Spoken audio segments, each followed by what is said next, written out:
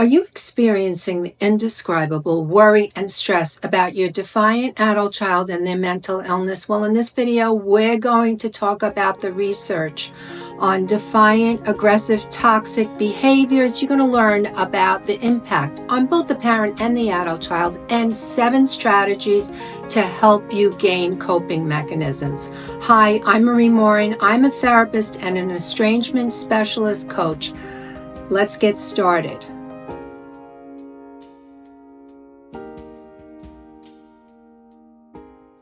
Worrying about your adult child with a mental illness is unbearable. But when there are defiant behaviors, it's also a matter of safety. So we're going to go into the research. Watching a loved one suffer is challenging, especially when it's your child and your adult child. The complexity increases when the adult child is both defiant and suffering from a mental illness, okay? And the effects, thoughts, emotions, behaviors, relationships, stress management, and decision-making is all very important. Over 50% of people in the United States will be diagnosed with a mental illness or disorder in their lifetime.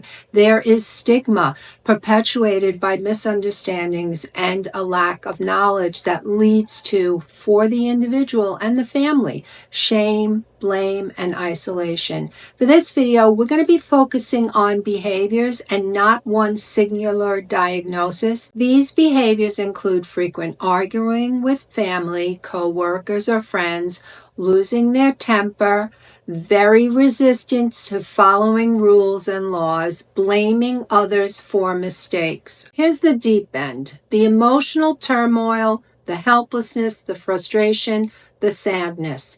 Boundary issues. We need to get a hold of that. It's difficult to enforce limits without feeling guilty or fearful. There's also the safety concern. What's going to happen to me? Am I safe? Will they hurt me? Will they put hands on me? And then there's the social isolation. You tend to withdraw because you're embarrassed. You don't want to talk to anybody about what's going on in your home or in your family. For a deeper dive and a different dive, watch my video, Adult Child Estrangement and Mental Illness, 7 Keys to Manage. So what are some diagnoses that might have aggressive behaviors, toxic behaviors? Mood disorders, bipolar disorder, oppositional defiant disorder, in childhood, schizophrenia, schizoaffective disorders, ADHD, personality disorders, and that includes narcissistic traits, substance use, autism, spectrum, and other intellectual disabilities, as well as others. Remember, this is not a complete list of everything, but researchers are still exploring the complex causes of mental illness, which is a very important thing, and they vary among individuals. Contributing factors include things such as genetics. Mental illness often runs in families with genetic variations affecting gene activation, and there's also social learning, upbringing, social isolation, loneliness, discrimination, stigma, poverty, debt, unemployment, impact mental health, okay? Brain function, so how the brain works and interacts with the environment can influence mental health. And then the piece of being the environment. Where did the child grow up? And these stressors surrounding childhood can be trauma, and events like losing a loved one can trigger a mental illness. As you can see, mental illness is extremely complicated, and there's not just a clear cause and effect. In fact, researchers refer to this as correlation and not causation. And then, by the way, in estrangement, we talk about the distinguishing factors as contributors and not causes. Let's talk about environmental piece and the ACE study. So we go back to the environmental piece and childhood trauma. So let's discuss trauma and how we view this in the paradigm of the estrangement condition. So there are many people who believe that we are talking about trauma way too much and that there is an exaggeration and maybe a weakening of what trauma really is in order to justify some cruel behaviors by adult children. And while I'm not sure this is a true statement. What I do know is that there are situations, there are people, there are possibilities where individuals such as parents and adult children can be cruel, that there are times where things have happened that to someone else may not look like a justified thing to be estranged. Now, has there been trauma in individuals who then gain a mental health condition? Absolutely. Has there been traumas that have perpetuated the movement towards estrangement? Yes. But making a statement such that I don't think your trauma is valid, to me as a therapist, is extremely inappropriate, because how can anyone gauge whether someone has been traumatized? But that's a question that we could talk about in another video. So let's talk about something called the ACE study. In this environmental piece, if there is childhood trauma and adversity, there is an increased risk of the adult's health issues such as diabetes, heart disease, cancer, and you guessed it, mental illness. So the Adverse Childhood Experiences questionnaire, developed by Folletti et al. In 1998, is a 10-item tool to measure childhood trauma. It assesses 10 types of trauma, including personal experiences like physical abuse, verbal abuse, sexual abuse, physical neglect, and emotional neglect. Now, if you've come this far in the video, maybe you're saying, oh, here she goes. This woman is blaming parents. And I just want to tell you that there is nothing further than the truth than I want to just solely blame parents. But I do want to do is use this video and the opportunities of my channel to inform and support all of you, whether you're an adult child or a family member or a parent, because I think that we need to err on the side of understanding as opposed to judging. And if you're an adult child and you're thinking, oh my God, this woman is siding with parents and parents are toxic, well, I have numerous videos that talk about parental abuse, betrayal, and poor parenting that aim to give a very balanced perspective to family members' experiences. So in terms of mental health stigma, we can combat this, but it requires a multifaceted approach. It's really hard on people to absorb a mental illness diagnosis. What we can do is be more sensitive to strategies that promote direct social interactions and where people can feel like they're validated and not invalidated because they have a mental illness. And this is a dynamic that I talk about in that video, Adult Child Estrangement and Mental Illness 7 Keys. Here's some key things we need to remember. Adult children do not choose a diagnosis. They don't want to be depressed. They don't want to be angry. And they, I'm sure, do not want to be toxic. Toxic behaviors are really hard on parents, of course, and equally disturbing to the adult child. So what is the impact on the adult child? We're going to do that first. So the aggressive behaviors can have detrimental effects on anyone, all right? They're often linked to various mental health issues such as depression, anxiety, and trauma. Aggression can also lead to emotions like guilt, shame, regret, which can exacerbate mental health problems. There's also the physiological. You can have chronic inflammation, which can impact cardiovascular issues and other health problems. And the cycle of aggression can lead to desensitization, such as violence, making them more prone to future aggressive behaviors, all right? And there's socially aggressive behaviors can strain relationships that lead to social isolation, difficulties at work, difficulty in other social settings, in the family, and the isolation can further intensify feelings of stress, alienation, and of course, perpetuating the stigma. Aggression can also be indicative of mental health conditions such as intermittent explosive disorder, conduct disorder, or the effects of trauma and stress. So overall, when there's aggression, when there's toxicity, when there's defiance in our adult children or in anyone, it negatively impacts the mental health and the physical well-being of the individual. What's the impact of defiant toxic behaviors from adult children on parents? Aggressive, toxic, defiant behaviors of adult children can significantly impact their parents, leading to various emotional, psychological, and physical consequences. So the first thing is emotional and physiological impact. Parents often experience heightened stress, anxiety, and depression due to their child's aggressive, toxic behavior. They might feel overwhelmed, helpless, and constantly on edge, fearing when is the other shoe going to drop. The chronic stress can lead to burnout and a decline in overall mental health. Another piece is physical health. The continual stress and emotional toll can also manifest physically, with parents reporting things such as headaches, gastrointestinal symptoms, and sleep disturbances. I can't tell you how many people tell me they're not sleeping. The constant vigilance and effort to manage aggressive behavior, toxic behavior, can lead to fatigue and physical exhaustion. Another piece is this social and relational strain. Look, if you're getting toxic behavior, you're going to likely isolate yourself, because who wants to be in social circles where they feel embarrassed or hesitant? They don't want anybody to ask them questions.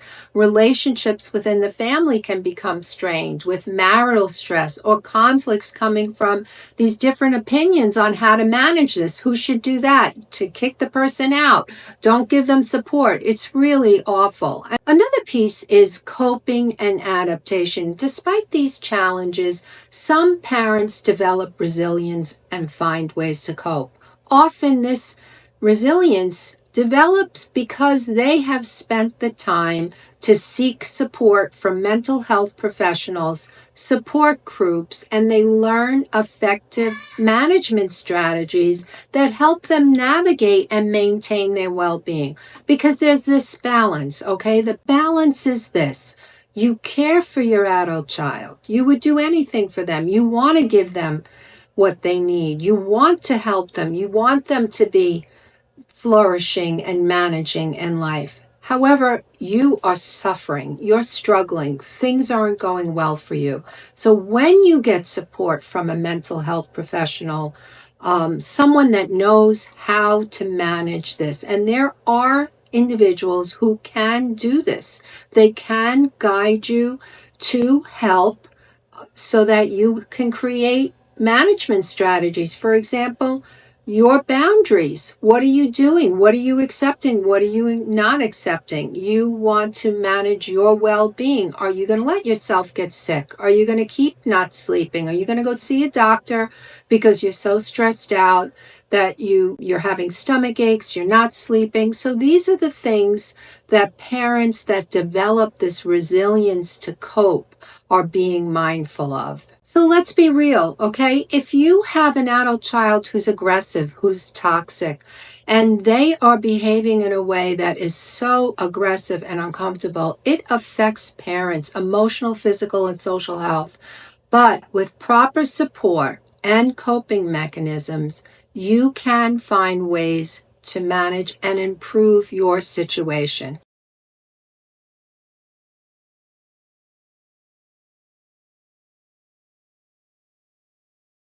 What are the 7 strategies for parents? So the first thing is you want to educate yourself. You want to be informed.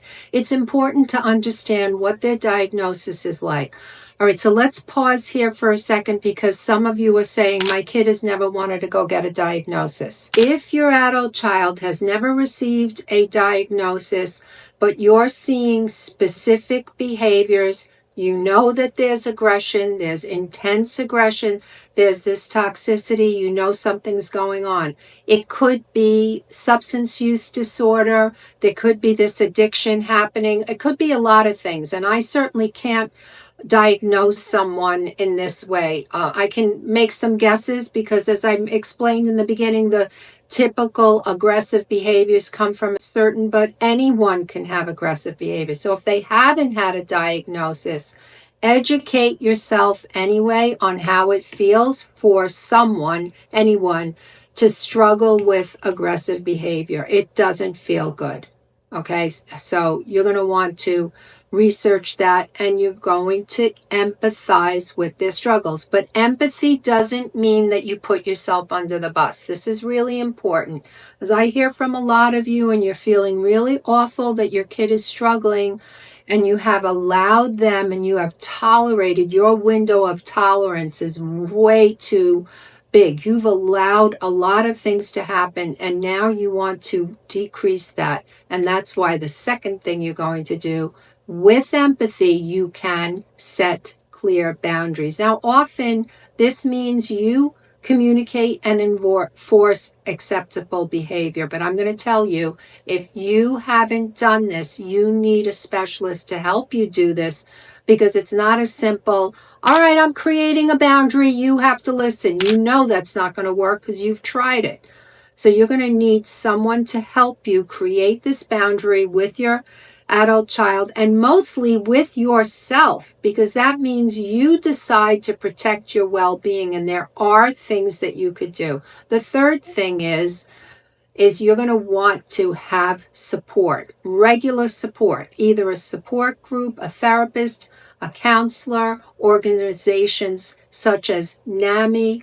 You can access someone like me. I offer one-on-one coaching. This is an excellent option for you because I also specialize in helping with mental illness. You're going to want to, number 4, prioritize self-care. What does that mean? You're probably thinking, oh my gosh, Marie, how am I going to do this? I am so overwhelmed, plus I'm exhausted. It doesn't take a lot of energy, if you have the health to do it, to go for a walk. Go for a walk. Go outside. Be around people who you love. And by the way, while we're talking about being around people, if anybody asks you about what's going on, you don't owe anyone an explanation. You can just tell them, we are working things through and they are doing okay right now. You don't have to tell them unless they are in your safe space, unless they are someone that are safe. So you also want to make sure that you're allowing yourself to process. So I have videos about processing and journaling. You want to do things like that. And number 5 is you want to communicate effectively. All right. So you want to say to them clearly, I feel this way when you do that. There's nothing wrong with that. That's a great statement. They may not behave well, but you can still learn how to use I statements. You want to remain patient, empathetic, but you also want to learn how not to let yourself get all upset and dysregulated, okay? Because that's not good for you either. And number 6, if you can, if they're willing to speak to you, you could say, have you thought about getting help and going to a regular doctor? Go to your medical doctor, see if there's something going on. That's always the first line of treatment when someone has symptoms. Let's check out what's going on. And the 7th thing you want to do is know when to step back. Look, we love our children. We want to help them.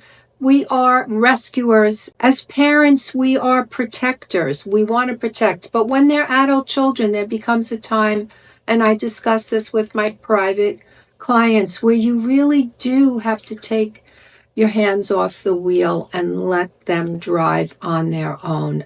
It's a lot of complicated things, but when they are toxic, the best thing for you to do is to remove yourself from the situation. And that's where some parents even come to a place where they have no contact because it has become so escalated. And I am sorry if that has been the case for you, that you have had to do this for your well-being, but I am also very happy that you are not in harm's way.